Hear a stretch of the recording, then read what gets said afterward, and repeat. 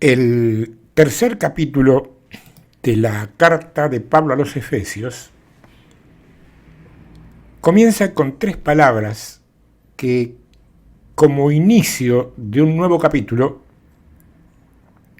suenan algo descolgadas, porque dice, por esta causa. Claro, nos resulta incomprensible si seguimos suponiendo que esta carta fue escrita como nosotros la adoptamos y la leemos, que es en forma de capítulos y versículos. No, definitivamente no. No. Esta carta fue escrita como se escribían y te diría que aún se escriben en algunos lugares, aquí también a través de los correos electrónicos, aunque cada vez menos, todas las cartas o correos de un destinatario a otro. Es en un solo texto, con un contexto de base y por distintos párrafos que hablan de todas las cosas que el contexto determina. Bueno, en este caso puntual, Pablo dice por esta causa en el inicio de lo que nosotros llamamos tercer capítulo, con relación a todo lo que ha venido relatando en todo lo escrito anteriormente, que obviamente no son distintos capítulos y versículos, sino simplemente párrafos de una misma epístola, y que es lo que de alguna manera lleva a entender la razón por la cual dirá lo que sigue. Por esta causa que está prisionero, preso, cautivo, privado de su libertad, encadenado, que es lo que dicen los originales, en una cárcel. Claro, la expresión suena como si Pablo les estuviera recordando que él está allí, encarcelado, por causa de estar sirviendo a Jesucristo en favor de ellos, los que no son judíos. Algo que todavía en ese momento sonaba casi a una fantasía. Y esto que te digo no es menor, porque no uso ese término porque no encuentro otro. Son cosas que en ese tiempo y momento, te tengo que decir que sonaron como hoy suenan otras cosas que todavía el propio pueblo de Dios no termina de aceptar y creer. ¿Estás entendiendo cómo funciona y opera el Evangelio?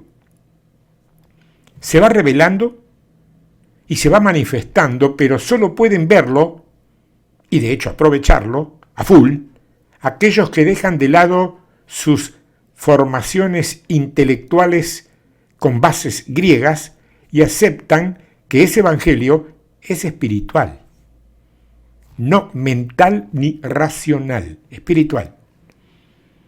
Claro, yo sé que al escucharlo, a vos te parece que decir esto a lo mejor era innecesario, ya que es más que obvio que todo lo otro también es así. Sin embargo, y a la luz de lo que día a día vemos en la gente, ojo, no hablo de incrédulos, en la gente nuestra, créeme que es necesario repetirlo una y otra vez. Y luego, Pablo va a comenzar a darles o a explicarles que su tarea es ayudarlos a ellos, a los gentiles, ayudarlos a entender y a develar los misterios que Dios tenía guardados desde el principio para ellos, a partir de su gracia, de su misericordia y del haber enviado a su Hijo a morir por esa causa. Bueno, ese misterio contiene un elemento que ya te adelanté, pero que bien vale la pena repetir porque todavía hoy son muchos, tendría que decir demasiados, los cristianos que no parecen haberlo entendido. Y el hecho es que el Evangelio es para todos. Es para todos, no para una casta, no para una raza, no para una cultura y mucho menos no para un color de piel. Jesús fue a la cruz por todos. y el que no lo manifieste o enseñe así, está cayendo en maldición por ser de maldición para los que buscan vida eterna. ¿Me explico? Pablo se asombra de haber sido elegido y levantado para esa misión, dentro de lo que él estima como su insignificancia, que es como se ve a sí mismo, y se los hace saber para que el hecho de que él esté en la cárcel no sea un elemento un elemento de desánimo o de desaliento para ellos. Es decir, que él esté en la cárcel no los bajonee a ellos. Y luego de hacerles especial hincapié en el extraordinario amor de Dios, pasa a darles instrucciones que se detallan con claridad en lo que para nosotros ya sería el capítulo 4. Lo primero que se les hace saber es que deben conducirse con humildad y con mansedumbre. Con humildad y con mansedumbre. Vos sabés que para mí, y para una gran cantidad de personas, humildad es la actitud de la persona que no presume de sus logros, que reconoce sus fracasos, sus errores y que actúa sin orgullo. Vos sabés que el diccionario de la lengua española tiene reconocida otra acepción que da a la humildad como representativo o representativa de una baja condición social. Vos podrás imaginarte que yo no me voy a poner a confrontar aquí con los creadores del diccionario, pero yo no comparto esa visión, para nada. Porque yo conozco a mucha gente de muy baja condición social, de hecho yo vengo de allí, yo provengo de una baja condición social, fui parte de eso, hasta más allá de mi adolescencia, y créeme que algunas de las personas que conocí tenían más soberbia, más orgullo y más vanidad que muchos ricos que también conocí. O sea, el hecho de ser pobre no es sinónimo de ser humilde, aunque el diccionario me diga que sí. Pobreza y carencia no es sinónimo de humildad, es solo evidencia de falta de dinero. Mansedumbre, mientras tanto, que es la otra palabra, implica, ¿cómo te lo digo? Implica a una persona apacible, serena, tranquila y fundamentalmente con paz interior. Eso les aconseja Pablo a aquellos gentiles recién convertidos. Yo pregunto, hoy, pleno siglo XXI y a muchos años de esas, llamale, sugerencias, ¿vos conocés a muchos cristianos así? Serenos, apacibles, tranquilos y con paz interior. Gloria a Dios por cada uno de todos los que conocés. Así, gloria a Dios. Y les añade que se soporten con paciencia los unos a los otros. Claro, yo no voy a contradecir nada menos que a Pablo, pero vos sabés que el término soportarse, tal como nosotros lo usamos hoy, no termina de cerrarme, pero como lo usamos nosotros hoy, que no debe ser igual a como lo usaban en el tiempo de Pablo. Quiero quedarme, a partir de la palabra original griega, que es anejomai, que implica sostenerse uno mismo de algo. ¿Sabés con qué? Elijo quedarme con una expresión de dominio propio, que es uno de los frutos del Espíritu Santo, en lugar de soportarse. Si vos querés, podés seguir definiéndolo como soportarse porque así está escrito. Y es aquí, en este verso 3 del capítulo 4, donde Pablo recomienda lo que yo creo, humildemente, que es la base de la victoria final de la Iglesia para la extensión del reino. Les recomienda que vivan en unidad, pero en unidad del Espíritu, dice. Y una vez más, les recuerda que no hay hombre, mujer, casado, soltero, viudo, rubio, moreno, blanco, negro, asiático, hispano o lo que se te ocurra para diferenciarnos y distanciarnos. O somos uno en Cristo o no somos iglesia. Así de sencillo, ¿eh? Somos uno en Cristo, cada uno de nosotros, o no somos iglesia. Así de simple y también de complicado si es que queremos, como te lo digo, comprobarlo en nuestro día a día. Y desde el verso, 4 hasta el 6, ¿sí? Pablo utiliza diferentes expresiones para reiterar una vez más algo que cuando alguno de nosotros lo ha repetido en voz alta, tengo que decirte que generalmente se ha ganado un enemigo más cercano.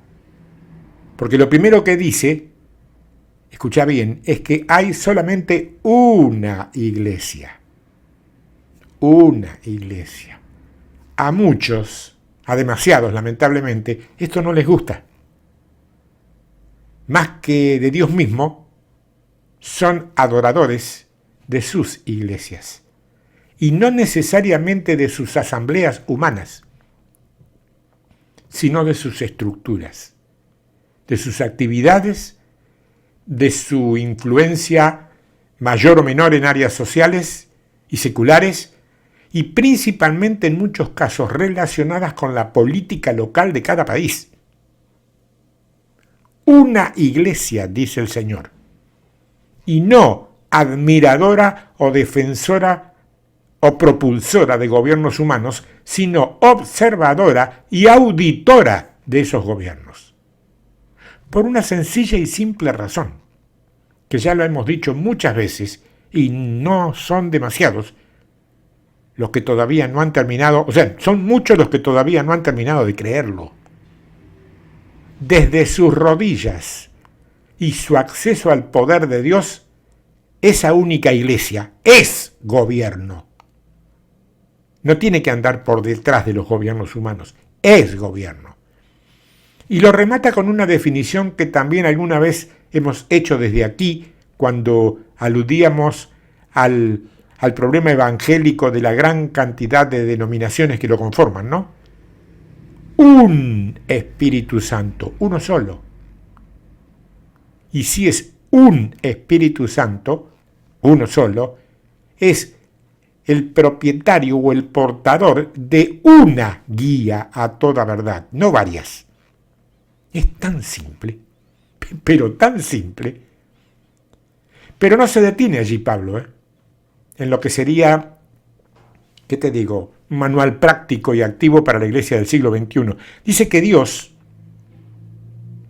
los dice acá, pero equivale a decir nos llamó a tener, contar y sentir con una sola esperanza de salvación, que es Jesucristo. Vos revisá, dentro de lo que conozcas, los fundamentos básicos de la mayoría de las religiones que conoces. ¿En qué basan su salvación o su posición en la eternidad? Hay centenares de teorías.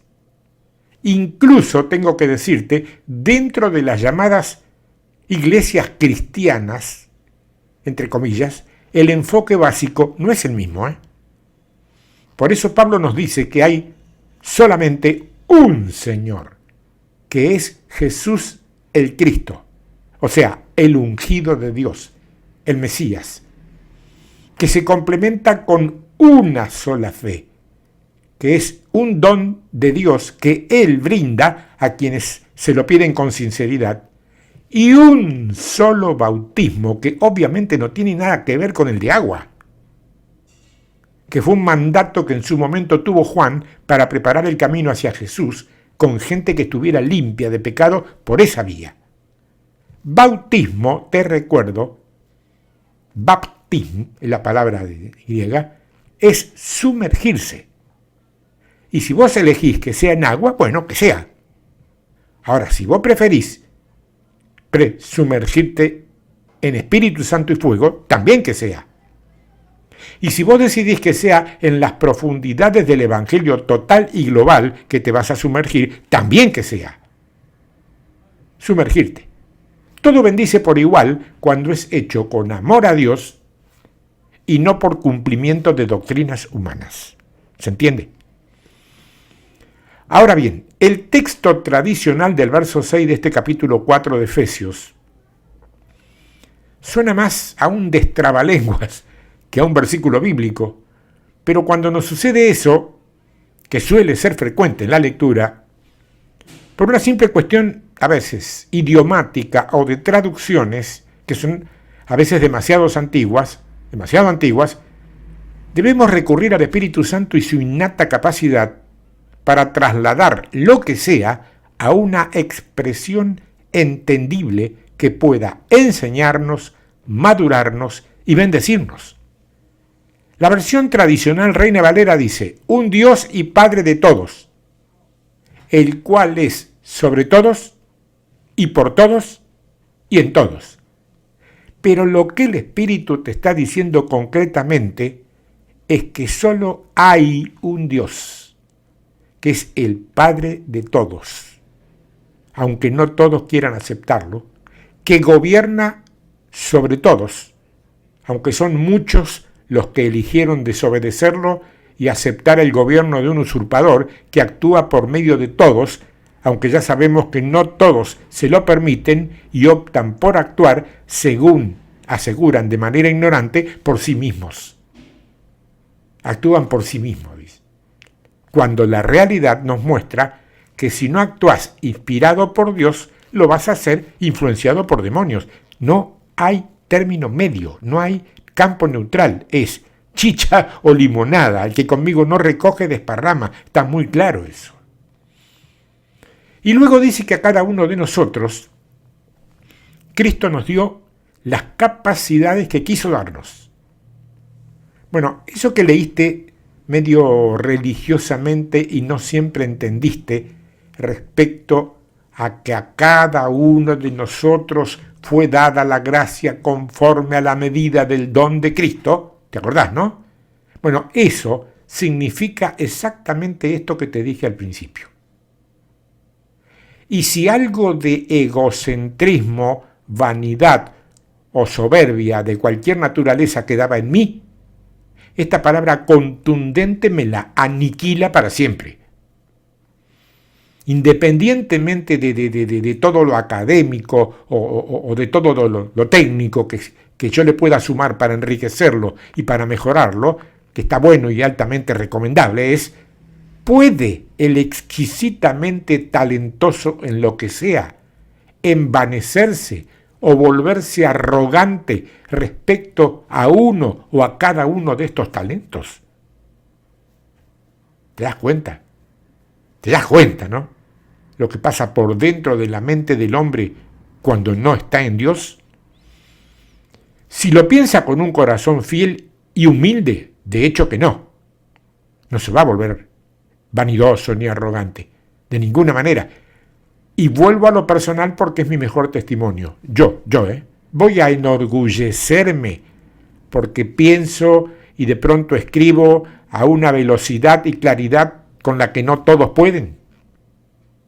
O por de pronto tener una voz que suena un poco mejor que las que tienen otros, con una dicción más clara y a lo mejor una velocidad mental que me permite armar discursos o mensajes casi al mismo tiempo que los pienso. Yo me voy a sentir orgulloso de mí por eso. Si yo me sintiera orgulloso o me envaneciera por estas cosas, lo primero que estaría dejando en evidencia es mi altísima ignorancia. No es mérito mío nada de esto. No es mérito mío nada de esto. No puede serlo. No tiene ni razón, ni fundamento, ni siquiera lógica griega que sea. Así que lo único que me queda, y nada menos, es darle gracias a Dios y usar todo eso que Él me regaló para la gloria de su nombre. Y no te creas que esto es falso discurso, demagogia o falsa modestia de mi parte, porque más adelante Él va a reafirmar eso, Pablo, cuando diga que subiendo a lo alto dio dones a los hombres. Pero atención con esto. ¿Subiendo dónde dice? Porque desde allí no solamente dio esos dones, sino que añade, llevó cautiva la cautividad. Repito, llevó cautiva la cautividad. Ahora, escúchame, ¿a eso lo hizo desde donde nosotros llamamos el cielo? O sea, ¿necesitó llegar a ese cielo para recién poder ejecutar esas dos cosas? El verso siguiente es la mejor respuesta. Dice, y eso de que subió, ¿qué es? Sino que también había descendido primero a las partes más bajas de la tierra. Está más que claro, ¿eh? Está más que claro. La autoridad para dar esos dones y para llevar en sí mismo esa tremenda cautividad a la que todos nosotros estábamos condenados, la recibió cuando después de morir en la cruz y antes de ascender a la presencia del Padre, Él descendió al infierno y allí consumó la derrota del reino de las tinieblas. ¿Y por qué aseguramos que ese fue Jesús? Porque en el verso siguiente, el 10, dice que el que descendió es el mismo que también subió por encima de todos los cielos. Esto es el firmamento. Todos los cielos es lo que llamamos firmamento y lo que actualmente estamos dando en llamar la raquía o la raquia. El que descendió es el mismo que también subió por encima de todos los cielos para llenarlo todo.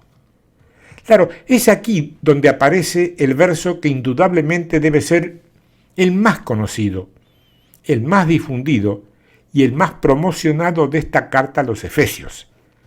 Es el del capítulo 4 y el verso 11, porque es el único que con total y absoluta claridad muestra, como te digo, los 5 ministerios básicos y claves sobre los cuales, ya te he explicado en más de una ocasión, se fundamenta la Iglesia.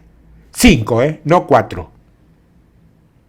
No 4 como algún sector del antiguo pastorado evangélico sostuvo durante mucho tiempo. Yo tuve muchas conversaciones con un viejo pastor que defendía esa tesis. Claro, a él no le gustaba mucho que otra persona enseñara en su iglesia los rudimentos de la palabra porque consideraba que eso tenía que hacerlo él. Entonces aprovechaba la forma en que este verso está redactado por Pablo y decía que pastores y maestros, como dice el texto, no eran 2 ministerios, sino uno solo y el mismo. De hecho, en el original dice con total claridad poimen, que es el vocablo griego que se traduce como pastor, y luego dice didáskalos, que es el que significa maestro. Ojo, yo no niego que un pastor pueda también ser maestro, porque estos ministerios, que son 5, poseen una unción especial cada uno, y es bastante normal, y te diría que hasta frecuente, que quien está ungido para uno de ellos, en algún momento de necesidad, pueda fluir sin problemas en cualquiera de los otros. Yo lo he vivido, lo he vivido personalmente. Me ha tocado fluir como profeta y no soy profeta. Me ha tocado fluir como evangelista y lo último que soy es evangelista. Y me ha tocado fluir como pastor, de pronto, ayudando en forma directa a alguien con problemas. Alguno de ustedes que me está escuchando a lo mejor puede dar testimonio de eso. Pero el Señor me ungió como maestro. Y eso es lo que hago. No sé si puedo decir es lo que mejor hago, pero es lo que más sencillo y fácil me sale. Y no me sale fácil porque yo soy inteligente, ya te lo expliqué. Me sale fácil porque recibí esa gracia y esa unción, y todo lo que viene con tanta tranquilidad y facilidad que no tengo más que fluir y dejar que salga. Entonces, la pregunta que por años ha surgido en la mente y en el corazón de tantos creyentes es: ¿con qué idea, con qué pensamiento y razón es que Dios le otorgó a su iglesia estos 5 ministerios. La misma cantidad de años que llevamos formulándonos esa pregunta, ya está escrita la respuesta en el verso siguiente. No lo vimos, que tuvo mucho menos prensa que el anterior, porque el que tiene gran prensa es Efesios 4:11, pero el 12 dice, a fin de perfeccionar a los santos para la obra del ministerio, para la edificación del cuerpo de Cristo, dice la Reina Valera tradicional, que es como decirnos que esos ministerios son, en principio, para madurar a los creyentes, porque eso es lo que significa la palabra perfeccionar que se usa aquí, madurar. No habla de perfección sin errores, como lo entendemos nosotros, habla de madurez. Y en función del despliegue de esa madurez, obtenida por la gente a través de cada uno de los 5 ministerios, edificar, que es construir, armar, ir colocando roca sobre roca y uniéndola con fe y con entrega, lo que nosotros llamamos el cuerpo de Cristo en la tierra, que es ni más ni menos que la iglesia, pero la que Dios ve, la única, la genuina, la que se fundamenta en lo dicho por apóstoles y profetas y la que no hace ninguna clase de negocios con el mundo secular. ¿Fui claro? Y esto no es algo que a mí se me antoja pensar y decir, porque Pablo lo deja muy en claro cuando consigna el trabajo ministerial de maduración que será necesario, porque él dice, hasta que todos lleguemos a la unidad de la fe y del conocimiento, que ya sabés que es intimidad, del Hijo de Dios. Para que de ese modo recién pensar en acceder a la estatura de un varón maduro, que solo es posible con un estado de plenitud en Cristo. Eso es lo que nos va a evitar lo que ahora todavía es inevitable. ¿Y qué es? Y que existan muchos cristianos que se comportan como niños fluctuantes, que es como decir inestables, caprichosos, atraídos y seducidos por las distintas modas que pueden ser llevados muy fácilmente, pero muy fácilmente, por distintos vientos de doctrina, dice la palabra, y te aviso que viento es espíritu. Si yo te digo, son fácilmente llevados por distintos espíritus falsos de doctrina, bueno, ahí la cosa está mucho más clara. Eso dice. Que son diagramadas por hombres, no solamente impíos, que no son espirituales, sino además verdaderos delincuentes, que no dudan en usar estratagemas satánicas para llevar a la iglesia al error primero y luego para favorecerse ellos mismos con el resultado de eso. Por eso los versos 15 y 16 dicen, sino que siguiendo la verdad en amor, crezcamos en todo en aquel que es la cabeza, esto es, Cristo, de quien todo el cuerpo bien concertado y unido entre sí por todas las coyunturas que se ayudan mutuamente según la actividad propia de cada miembro, recibe su crecimiento para ir edificándose en amor. Esto quiere decir que es al contrario, fíjate, de lo que en una gran mayoría hemos estado haciendo hasta hoy. Y es que el amor, si es santo y es genuino, debe siempre hacernos decir la verdad, para que en todo lo que vivamos, en todo lo que digamos, en todo lo que hagamos y fundamentalmente en todo lo que seamos, nos parezcamos cada vez más al ungido real de Dios, que llamamos Cristo, que es quien gobierna la iglesia muy por encima y por fuera de las mejores intenciones que muchos hombres bien intencionados y a lo mejor buenas personas puedan tener, y que despliegan sus propias actividades suponiendo que son ellos los que las gobiernan.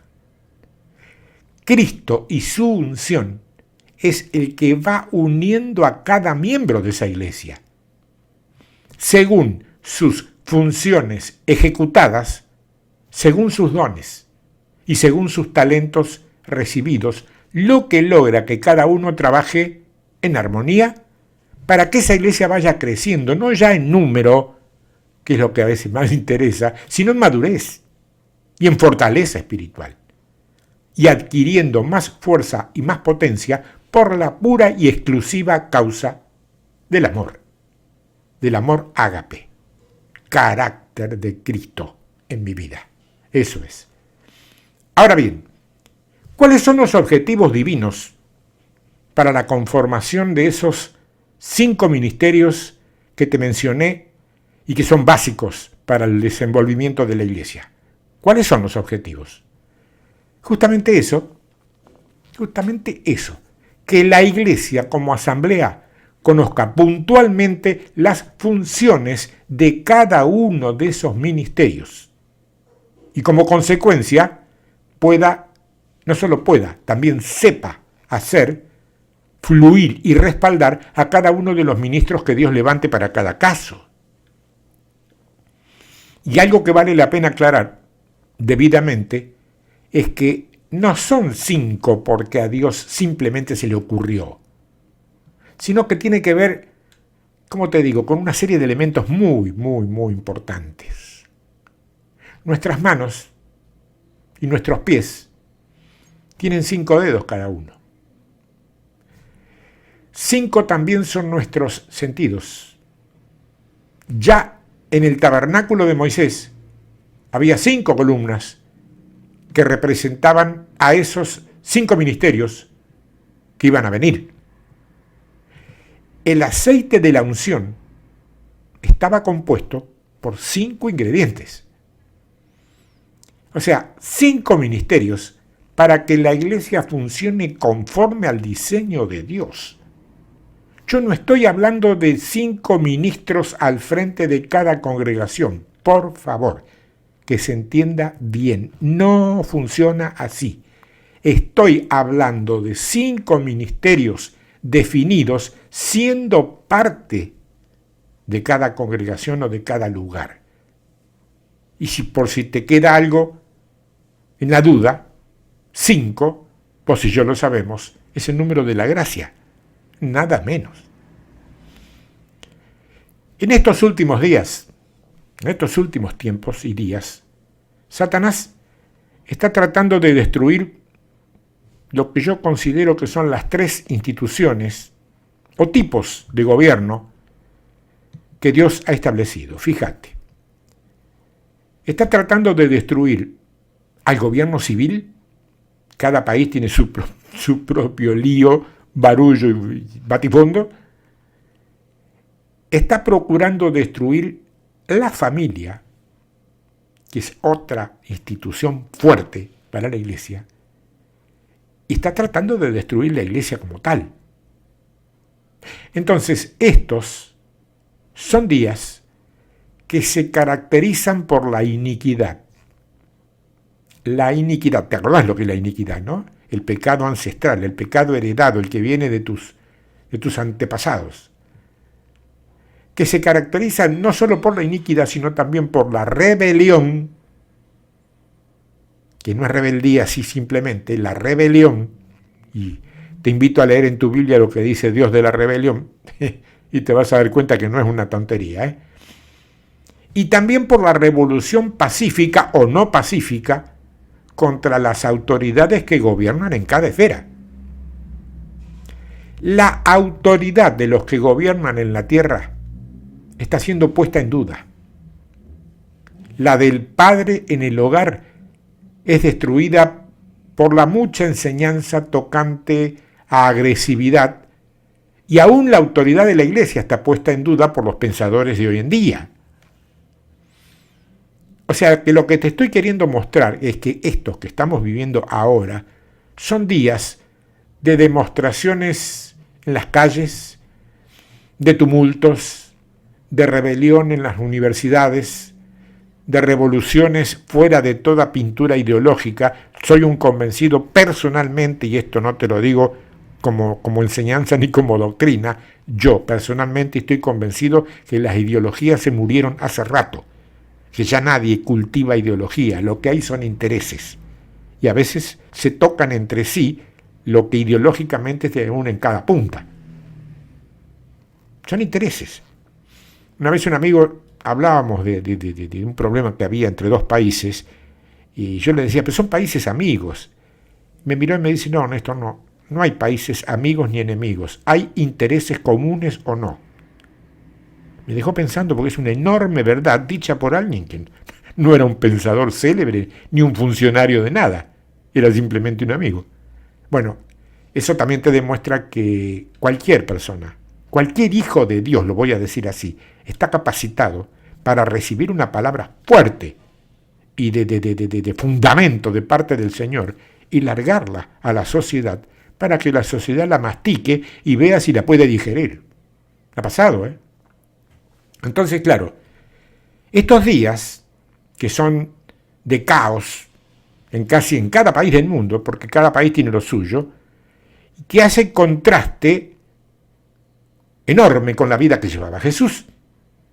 Escúchame, él obedecía las leyes del país donde estaba, reconociendo aún el control del gobierno extraño y pagándoles tributo cuando debía hacerlo. De acuerdo, lo sacó de un pez, todo lo que vos quieras.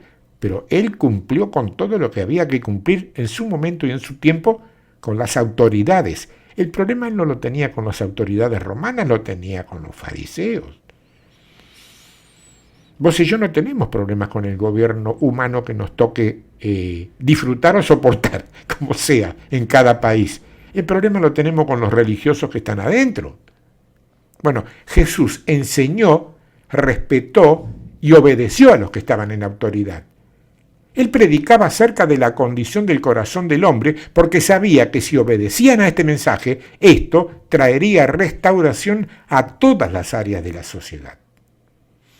Vemos que los propósitos de Dios son eternos y la Iglesia tiene una participación, como te digo, ineludible para que esos propósitos se cumplan. Ahora bien, el misterio, ¿cuál es? Claro, hay un misterio. ¿Y cuál es el misterio? Que los gentiles son coherederos y miembros del mismo cuerpo. Aquí ya se introduce la Iglesia. ¿Y cuál es el medio de unión? El medio de unión es por medio del Evangelio, que es el Evangelio de las inescrutables riquezas de Cristo. ¿Y quién es el agente emisor de todo eso? La Iglesia. La Iglesia dada a conocer por medio de la Iglesia. Aquí se dice que Dios tiene un plan, tiene una estructura y una estrategia para que el cuerpo de Cristo, que es la Iglesia, funcione, se edifique, crezca con sentido de destino y cumpla el plan en la tierra a través de apóstoles, profetas, evangelistas, pastores y maestros. El fundamento que colocaron apóstoles y profetas son la base con la que Jesús determinó que se operará con los 5 ministerios. 5 ministerios. El apóstol. Hebreos capítulo 3, verso 1. Por tanto, hermanos santos participantes del llamado celestial, considerad al apóstol y sumo sacerdote de nuestra profesión, Cristo Jesús. Jesús, apóstol. Profeta. Lucas capítulo 24, verso 19. Entonces él les dijo, ¿qué cosas? Y ellos le dijeron, de Jesús Nazareno, que fue varón profeta, poderoso en obra y en palabra, delante de Dios y de todo el pueblo. Jesús, profeta. Evangelista, Mateo capítulo 9, versos 35 y 36. Recorría Jesús todas las ciudades y aldeas, enseñando en la sinagoga de ellos y predicando el evangelio del reino y sanando toda enfermedad y toda dolencia en el pueblo. Y al ver las multitudes, tuvo compasión de ellas porque estaban desamparadas y dispersas como ovejas que no tienen pastor. Evangelista. Jesús fue evangelista. Pastor. Juan capítulo 10, verso 11. Yo soy el buen pastor. El buen pastor su vida da por las ovejas. Jesús, pastor. Y finalmente, maestro. Juan capítulo 13, versos 13 y 14. Vosotros me llamáis maestro y señor, y decís bien porque lo soy. Pues si yo, el Señor y el Maestro, he lavado vuestros pies, vosotros también debéis lavaros los pies los unos a los otros. Jesús, Maestro. Es decir, que nosotros tenemos un problema con los 5 ministerios, porque queremos ver cuál es más importante, cuál es el que manda, cuál es el que obedece y todo lo demás. Y Jesús tenía los 5 en su propia personalidad.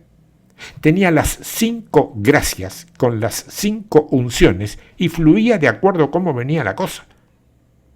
Era maestro, era maestro. Era pastor, era el buen pastor. Era evangelista, predicaba el evangelio.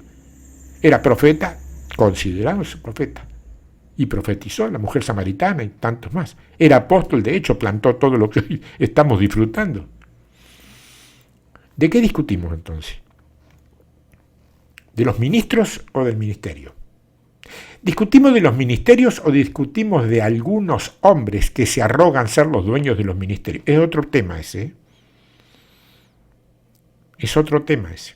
No podemos enturbiar ni ensuciar un ministerio divino por causa de un ministro, voy a ser elegante y suave, terrenal, carnal, por no decir algo más fuerte. No. Por eso te digo que este es el gran momento de los ministerios. Y por eso te digo que lo que nos está enseñando para este tiempo, esta carta de Pablo a los Efesios, es importante. Según fue dicho por algunas personas que están en la avanzada de todo esto, es la carta que revela la iglesia de este tiempo. Lo que estamos estudiando hasta hoy nos da la pauta que sí, que en parte sí, es así. Aprovechémosla. Aprovecha esto, volverlo a escuchar, saca tus propias conclusiones, estúdialo con tu Biblia. No me creas a mí por lo que te digo así. Ya sé, me tenés confianza, te resulto creíble, gracias. Doy gracias a Dios por eso. Pero tenés una Biblia igual que la mía. Léela igual que yo, y el Espíritu Santo, que es el mismo que tengo yo, te va a iluminar y te va a dar revelación, que puede ser que confirme la mía o que sea superior. Porque en esto no hay grados. Simplemente hay obediencia. Te bendigo. Hasta la semana que viene, si Dios quiere. Y acordate, es el gran momento de los ministerios. ¿Cuál es el tuyo? Sí, ya está, ya lo tenés. Solamente que tendrás que averiguarlo en el Señor.